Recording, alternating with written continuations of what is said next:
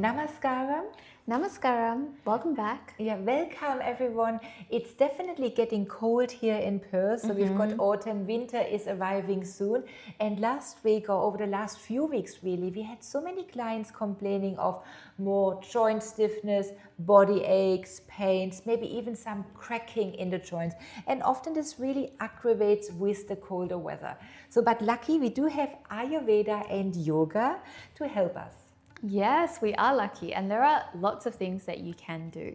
So, Karin, perhaps you can share the Ayurvedic perspective on what you can do to address those cracking joints. Absolutely. So especially autumn, winter, it's a time of first Vata gets aggravated, so the wind energy, which can cause more of the dryness, and then later on the Kapha dosha, which is more of a sluggish heaviness in the body. So both of those needs to be addressed.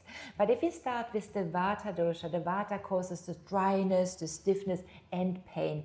There's no pain if there's not an aggravated Vata. So we want to keep warm. Ideally, we want to keep warm and relaxed. So avoid walking barefoot. I think especially here in Australia, people love to walk barefoot, but ideally not in winter. So you should have warm feet. You should rug up. You should be warm.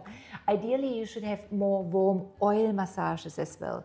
So there are many medicated Ayurvedic oils, but you can also simply use sesame oil, black seed sesame oil, or castor oil, especially if there's an affected area or a rheumatoid or an osteoarthritis as well.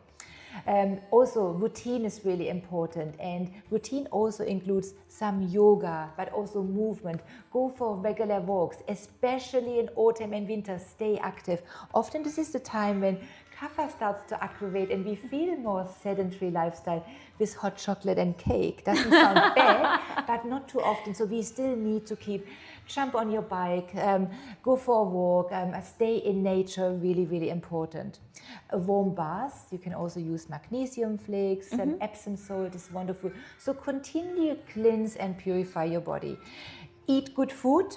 So for example, Karin, if I'm the type of person, say I wake up, irregular timing, I eat toast and yogurt for breakfast.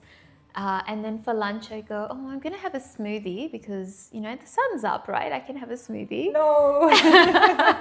And then for dinner, I have something really drying. Absolutely. And this has all joint pain written all over it. And Ayurveda, very important in winter now, warm and cooked food. So avoid the dry toast in the morning. Have maybe porridge with some stewed apple. That would be wonderful, or stewed pear. Have some warm water, ideally with some spice. In winter, we can have ginger, black pepper, long pepper. There's a formulation called Trikatu. 3 warming spices would be wonderful. Then for lunch, ideally something soupy. Vegetarian is favored, especially if there's autoimmune as with rheumatoid arthritis, but it's on an individual basis. And also in the evening as well, definitely no yogurt, no cold, slimy, sticky food in the evening. This can severely aggravate any joint conditions. Yeah, that's interesting. So naturally, I think if you go back, people used to eat in winter more stews and sort of like porridge, warm cooked, nourishing foods. The problem nowadays, because there is so much through influencers or different diets and advice offered, that sometimes people get really lost and we don't really know what is good for our body. This is where Ayurveda, we eat according to the season.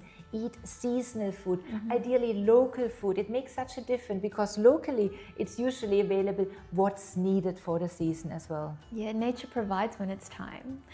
So, and then with food, of course, but also in more severe condition as well, if you suffer from rheumatoid or osteoarthritis. And I do have quite a strong family history. Most of my family members suffers with one or the other. And Ayurvedic supplements or herbal supplements can be so effective. Of course, they need to be prescribed, but different types of anti-inflammatory herbs such as boswellia or yogaraj, gugulo, and you also have to check they have to be prescribed and might not be available in certain countries as well outside of India, but very effective for intake. So people that suffer from joint pain, usually they go to whether it's the chemist or the health food store and they're getting things like turmeric, they're getting things like glucosamine, chondroitin. Ashwagandha maybe as well, which is Yeah. available, but then important, it's bought over the counter, and we see so many clients here, they actually take excessive supplements, often excessive turmeric, because we really, for a person with more kapha in their constitution, yes, the turmeric is good, but if there's already somebody with lots of high vata, the turmeric can be a little bit drying for them. So it's always that we know how to take the herbs, when to take them, and what's the dose, the required dosage as well.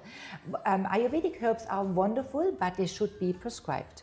Yes, a certain care needs to be taken, and sometimes I think, you know, when we think, oh, it's natural, it's herbs, so we can, therefore, you know, we can take as much as we want.